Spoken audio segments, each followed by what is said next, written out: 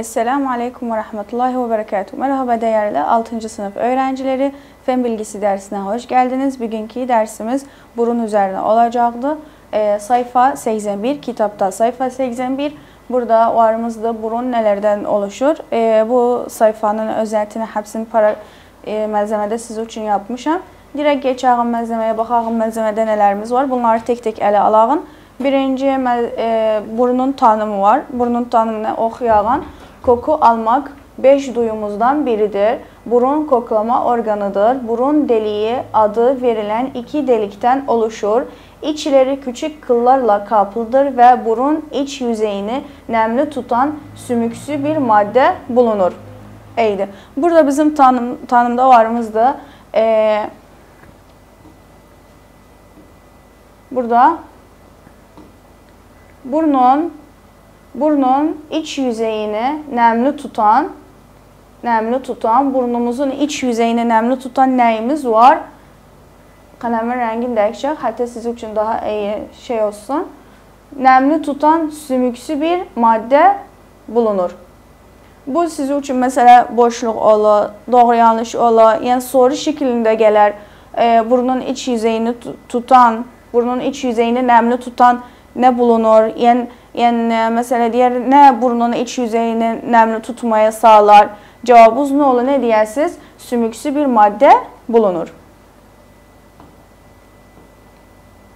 Sümüksü bir madde bulunduğu için burnun iç yüzeyi nemlidir.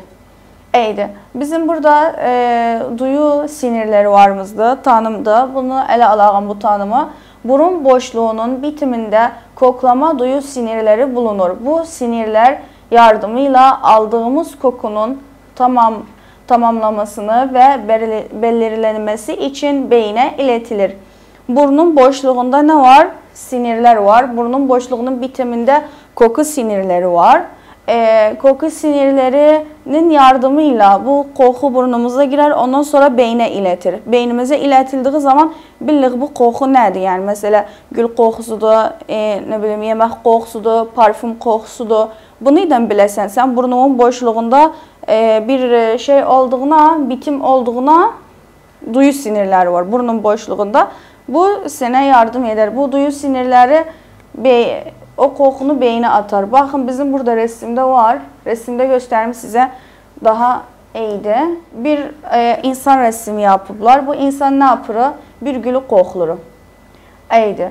Koku maddeleri, bakın bu gülden belə maddeler çıxar. Bu nədir? Koku maddeleridir. Burun boşluğudur. Bu burun boşluğu. Bakın burada yazılıb burun boşluğu. Bu burnumuzun boşluğudur. Burun boşluğunda ne var? Bir sarı bölge var. Bu sarı bölge, özləri burada sarı bölge diye adlandırıblar burun boşluğunun. Bu koku maddeleri, sen kokladığın şey her neyse, burnuna girdiği zaman burun boşluğuna gelir. Bura gelir, burun boşluğuna. Burun boşluğundan sonra koku sinirleri ne der? Bu koku sinirleridir. Koku sinirleri ne der? Bu kokunu beyine iletir. Beyinde bu sarı bölge koku merkezidir. Beyinde bu sarı bölge nedir? Bu sarı bölge koku merkezidir. Koku merkezi, beyinde olan koku merkezi bize anladar kokladığımız şey nedir? Ya da kokusu necədir? Mesela deyək, ağırdır, xəfifdir, güzeldir, ardır. Bu şekilde olur. Bu resimə baxsanız, belə anlasanız sizin için daha vazih olar. Hatta iyi edə bilərsiniz, oxuyasınız. Duyu sinirlərinin tanımı sizin için gəldiği zaman rəsən o resmi təxəyyül eləmi fikrinizə qoyun. Resmi fikrinizə qoyduğunuz zaman rəsən özünüzdən tanımı deyəsiniz. Deyəsiniz burun boşluğunun bitimində duyu sinirleri bulunur. Bu sinirlerin yardımıyla aldığımız kokunun tanımlanması ve belirlenmesi için beyne iletilir. Eydi. Gələk burada varımızda koku alma olayının aşamaları. 4 aşamamız var. Bunu oxuyayım sizin için. Burun kokuyu havadan alır. İndi bu resim təki. Burun kokuyu ne der? Havadan alır. İkinci, koku burun deliklerinden geçerek burun boşluğuna girer. Koku burun deliklerinden geçerek hara girer? Burun boşluğuna girer. Burada resimde ki Üçüncü, koku burun boşluğundan koklama sinirlerine ulaşır. Koku buradan burun boşluğundan hara gələr? Koku sinirlerine gələr. İndi bir kəzəval resimdə işaretladım siz üçün. Dördüncü, koku alma duyu sinirleri kokunun tanımlanması için kokuyu beyne iletir. Hatta bu kokunu tanımlamağı için ne der? Qalxar bu kokunu beyne iletir. Beyinde de koku merkezi var. O zaman o bize anladar kokladığımız şey nədir? Burada kitapta varımızda burun sağlığının korunması. Bu paragrafı mən siz üçün nukat şeklində etdim. Hətta edə bilərsiniz, əzbərləyəsiniz özünü. Keçək malzemədə burada yazılıb. Soru gələr siz üçün. Burun sağlığını nasıl korurum? Cevap: birinci, keskin ve kötü kokuları koklamaktan kaçınırım. Böyle kokulara maruz kaldığımızda burnumu mendil ile kapatırım. Çünkü bu kokular koku alma duyularımızı zayıflatır. Keskin bir de kötü koku aldığımız zaman ne deriz? O bölgeden, yani o urfadan, o odadan kaçarıq, ayrı bir yere gideriz. Eğer edə bilmədiysək də uzaq olağın o yerdən, qalxarıq bir mendille burnumuzu tutarıq. Hatta beynimiz zərər görməsin. Burun koku alma duyularımız zayıflamasın. Koku alma duyularımız dediğimiz indi burada resimde gösterdim size hanı. Resimde gösterdim size koku sinirleri, koku merkezi, burun boşluğu. Hatta bunlar zərər görməsin, zayıflamasın. Kötü kokudan, keskin kokudan uzaq olarıq. Edə bilməzdiysək də uzaq olağın bir mendille qalxarıq, burnumuzu kapadarıq. Eydi. İkinci, burnumun temizliğini kağıt mendille yapmalıyım. Burnumuzun temizliğini neyden ederiz? Kağıt mendille ederiz. Üçüncü, gribal enfeksiyon yakalandığımda ve hapşururken burnumu kağıt mendil ile kapatmalıyım. Burada bu nokta anladır bize enfluenza biz deyirik. Enfluenza olduğumuz zaman ya da ya da hapşurduğumuz zaman, yani aksırdığımız zaman ne deriz? Burnumuzu bir mendille kapadarıq. Hatta qeyrisinə də zərər verməyəğin, burnumuzun sağlığına da iyi baxağın. Eydi. Burnun sağlığının korunmasını da oxudum siz üçün. Burada bir bilimsel gerçek var. Dedim size, bilimsel gerçekleri geçip atlamayın. Oxuyun özlərin. Beşər digələr, hər şey olur. Bilimsel gerçek nedir bize? Burun uzun bir süre kuvvetli bir kokuya maruz kaldığında koklama duyusunun geçici olarak kaybeder. Yani uzun bir süre kötü koku aldığımızda, yani böyle yani bizi rahatsız edecek bir koku aldığımızda uzun bir süre otursam, onu koklasam, o kötü kokunu koklasam ne olur bize? Koklama duyusunun geçici olarak kaybederim. Koklama duyumuzu yavaş yavaş kaybederim. Aynen indi orada duyu sinirlerinin tanımında dediğimiz ki affedersiniz, burun sağlığının korunmasının birinci noktasında ne dedik? Kötü kokulardan kaçınırım. Kaçınmadığım zaman da edə bilmədiysəm kaçınım, ne ederim? Bir mendille burnumu kapataram. Nişen hatta koklama sinirlerimiz zayıflamasın. İndi burada bize bilimsel gerçek ona yaxın bir şeydir bize. Nedir bize? Uzun bir süre kokladıysam o kötü kokunu koklama sinirlerini kaybederim. Eydi. Burada düşünüyorum, cevaplıyorum varımızda. Geçelim malzemeye. Düşünüyorum ve cevaplıyorum. Kitapta sayfa 81'de özet koklama işleminin aşamaları nelerdir? Koklama işleminin aşamaları çok basittir. İndi orada okudum siz üçün 4 nokta şeklindədir. Burada baxağın açıqlamamıza. Burun kokuyu havadan alır. Hani birincide dediğimiz birinci noktaydı. Koku burun deliklerinden geçerek burunun boşluğuna gelir. Boşluktan sinirlere ulaşır. Koku alma duyu sinirleri kokunun tanımlaması için kokuyu beyne iletir. Eydi. Geçelim eleştiriler düşünceye. Eleştiriler düşünce nedir bize? Burun aynı anda birden fazla kokuyu alabilir mi? Neden? Yani aynı anda mesela ben yanıma deyək bir gül gətirsəm, bir parfüm qoxusu gətirsəm, Aynı anda ikisinin də qoxusunu edə biləm alım. Çünki gül bir maddədir, parfum da bir maddədir. Hər birisinin bir qoxusu var. Edə biləm ikisinin qoxusunu bir yerdə alım. Bu sorumuz budur. Cavabımıza baxağın. Evet, edə bilirik. Niçin? Çünki koklama duyu sinirlərinin birdən fazla kokuyu yakalaya bilən dalları vardır. Çünki qoxunun beynimizdə olan koku sinirləri ne der? Birdən fazla kokuyu alma dalları vardır. Yani burada resimdə koku sinirləri, hani buranı dedik, bu sarı mərkəz koku sinirləridir. Burada fazla dallar var. Edə bilir bu dallar təhdid etsin, desin bu gül qoxusudur, bu parfum qoxusudur. Aynən anda qoxladıq o zaman. Edə bilir desin sənə bu güldür, bu parfumdur. Ayrı zamanlarda da qoxladığı zaman aynən genə sənə şey verər, əz verər deyəğin. Eydi. Gələğin indi sayfa 82-yə dil. Dil nələrdən oluşur? Baxın, bu dilin rəssimidir. Dilin rəssimi önəmlidir. Təqribən hər sənə deməyəğin gəlir yəni. Sınavlarda gəlir.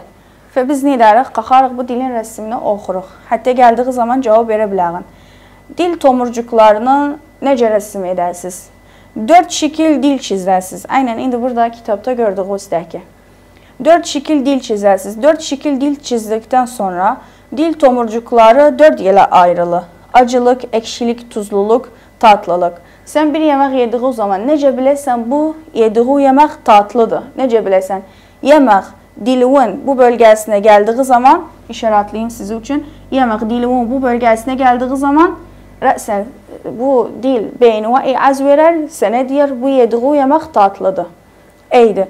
Tuzlu yediği zaman necə biləsən?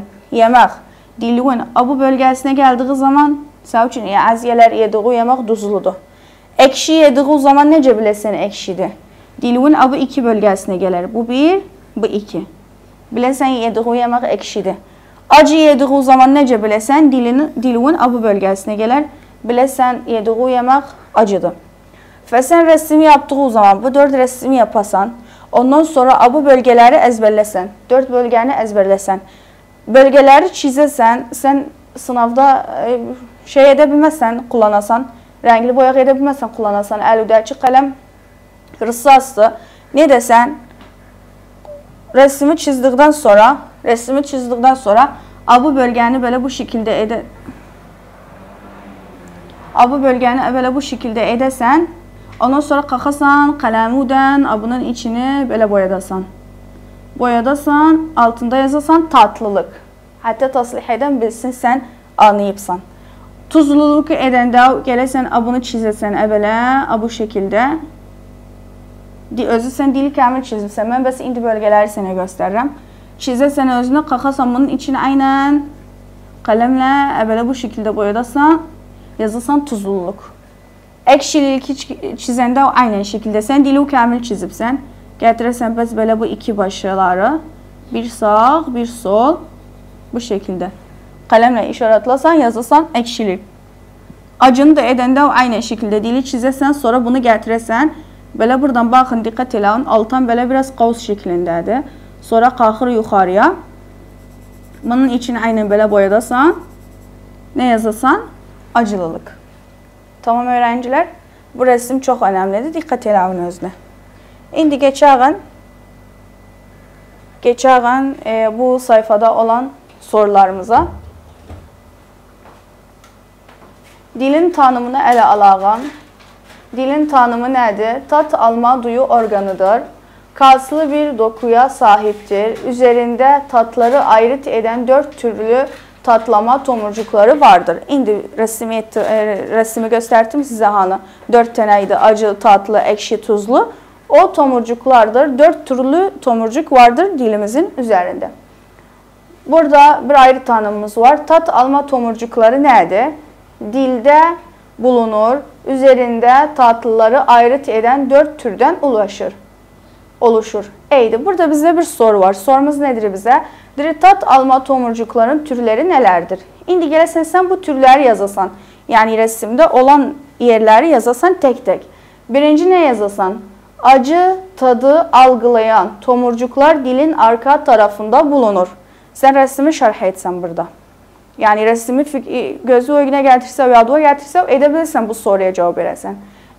İkinci, ekşi tadı algılayan tomurcuklar dilin arka yan tarafında bulunur. Üçüncü, tatlı tadı algılayan tomurcuklar dilin ön tarafında bulunur. Dördüncü, tuzlu tadı algılayan tomurcuklar dilin ön yan tarafında bulunur.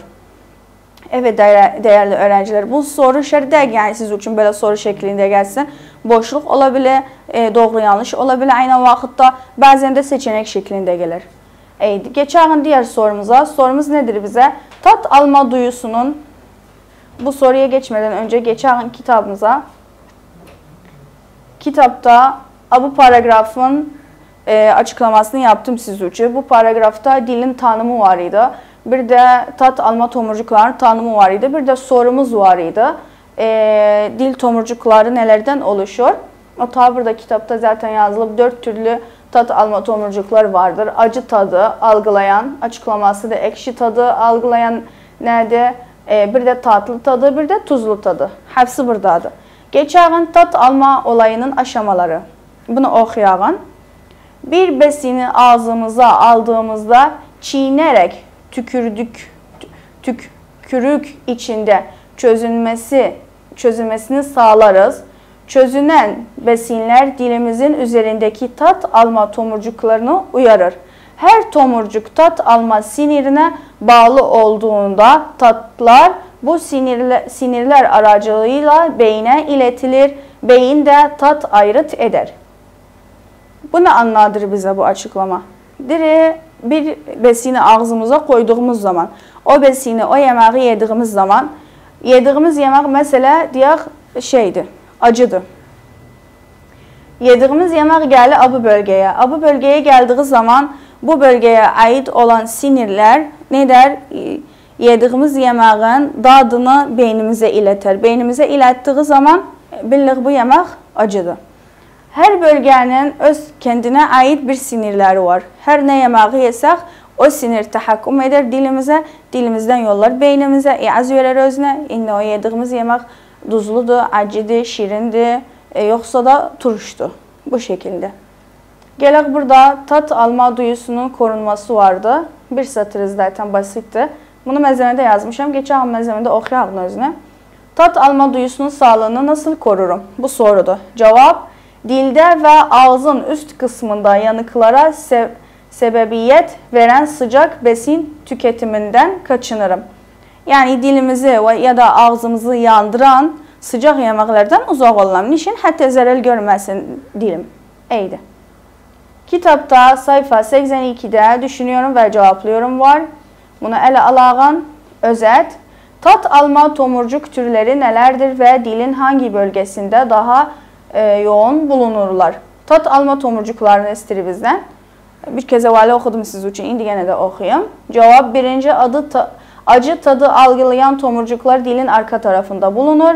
İkinci, ekşi tadı algılayan tomurcuklar dilin arka yan tarafında bulunur. Üçüncü, tatlı tadı algılayan tomurcuklar dilin ön tarafında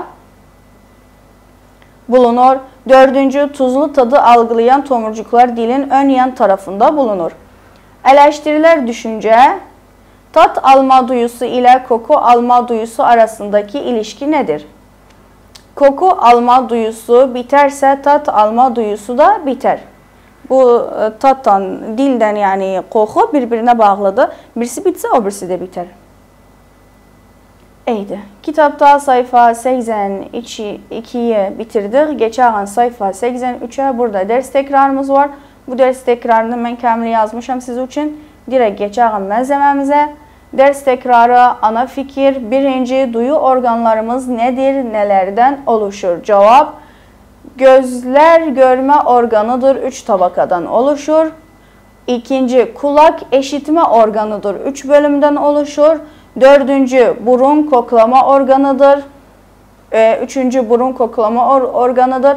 Dördüncü, dil tat alma duyu organıdır. Bilgi dağarcığı, ikinci, gözün renkli kısmını oluşturan yapı nedir? Cevap, iris. Üçüncü, dilden tat ayırt eden bölgeler neresidir? Cavab tat alma tomurcuklarıdır. Dördüncü öğrenciler, burada cədvəl şəklindədir. Keçək məzləməyə, hətta cavabımıza baxaq. Tat alma olayının aşamaları nələrdir? Birinci, yiyəcəklər tükürüklərlə karışır. İkinci, besinlerin tat alma cisimlerinin yüzeyi ile temas eder. Üçüncü, tomurcuklar tat sinirleri iletir. Sinirler de onu tanıması için beyne iletir. Bu olaya həbsində nə deyərik? Tat alma aşaması. Eydi. Temel kavramlar, uygun cevabı seçiyorum. Beşinci, orta kulak kaç kemikten oluşur? A. 6 kemik, B. 4 kemik, C. 3 kemik, D. 5 kemik. Cevap C. 3 kemik. Altıncı, retina oluşan görüntünün özelliği nasıldır? A. Büyük, B. Ters, C. Orta, D. Eşit büyüklükte. Cevap B. Ters. Eleştiriler düşünce. Yedinci, insan için hangisi daha önemlidir? Görme duyusu mu? Koku alma duyusu mu? Neden? Cevap görme duyusu. Bu anlamda insan hayatı daha zor olacaktır. Evet değerli öğrenciler, bugünkü dersimiz bu kadar. Gelecek dersler görüşmek üzere inşallah. Hoşça kalın.